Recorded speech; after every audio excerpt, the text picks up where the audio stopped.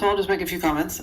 So I was really happy to see the data that was presented, and I think to me the point of Vision Zero is that the data is then supposed to drive the investments and the CIP projects that we do when we have places where we are having more accidents.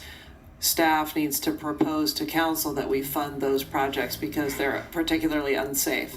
And I think the notion too that the road design can reduce severity of injury and accident. So instead of it being a fatality or a serious injury, it could be a glance off or a more just less severe collision or accident that doesn't have such a tremendous effect on the person, the pedestrian bicyclist who's hit.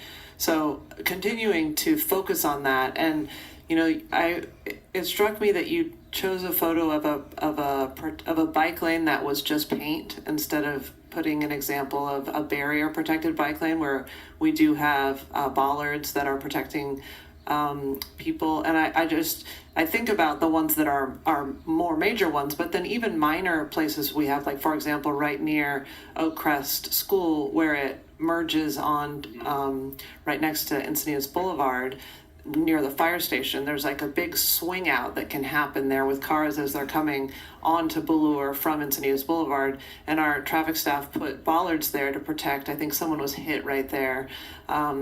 And so those bollards, I think, are providing a visual barrier now that are really important. And so sometimes those are relatively minor projects that don't need their own CIP. But when we're looking at the data, we can make those improvements just as part of the course of how we operate.